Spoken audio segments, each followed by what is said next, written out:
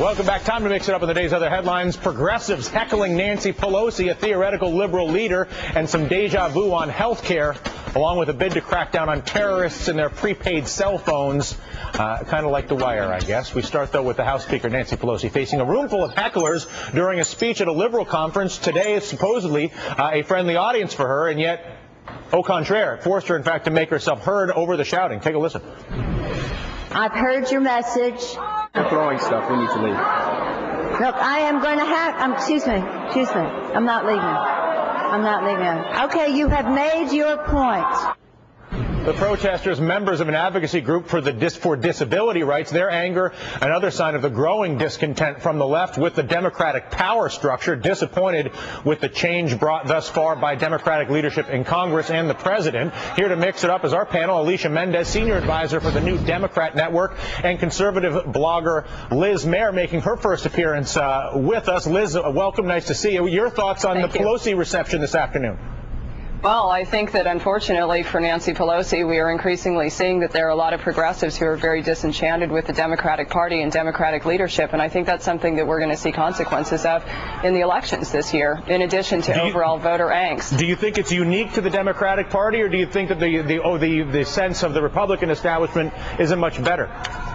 No, I think overall, parties always have interesting interactions with their bases, and usually the bases can get very upset about things that are perceived to be too moderate that are done by the actual party establishments. I think what's interesting, though, for me as a Republican and as a more sort of libertarian Republican watching this, is to see the fact that, a direction that I see the country going in that to me looks actually very left-leaning is insufficiently left-leaning for a lot of the Democratic base. But I do think it's a very real political problem for the Democratic Party heading into elections, where they're already dealing with an angry electorate that is very unhappy with the direction in which they're taking the country overall. Yeah, Alicia, what do you say?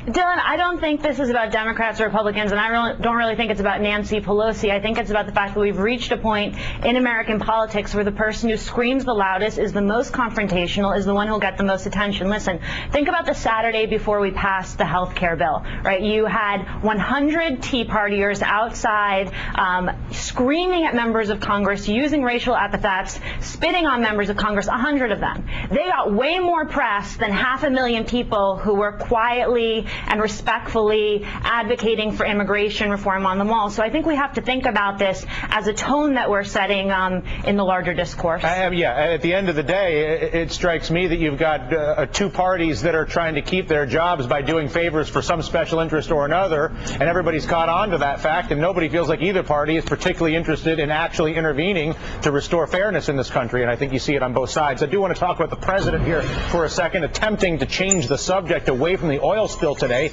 launching a new campaign to sell the health care law ahead of the November elections. The president speaking to seniors at a town hall in Maryland, promoting one of the first tangible benefits of a new law, $250 checks to help seniors pay for the so-called donut hole and Medicare's prescription drug program. Take a listen.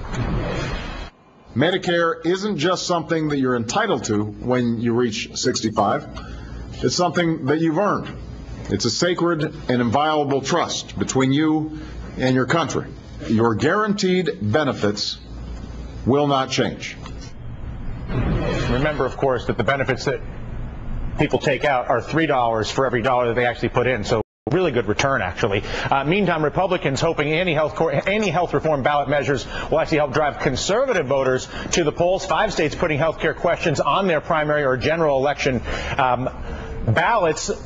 Alicia, what's the difference between the president stumping to give away $250 checks to fill the so-called donut hole and President Bush a few years ago coming up with Medicare Part D? In other words, giving money to old people who vote prior to an election, particularly when the country doesn't have the money, seems to be a common trick whether you're a Republican or a Democrat. Does it work? I think this donut hole we hear about in every election, we need to make sure we take care of our seniors. They're clearly very worried. Let's not forget we spent a few months screaming about how we're going to take grandma and some doctor was going to decide whether or not she should be euthanized. So what we're doing now is giving people the facts on health care, and I think that's the responsible thing to do.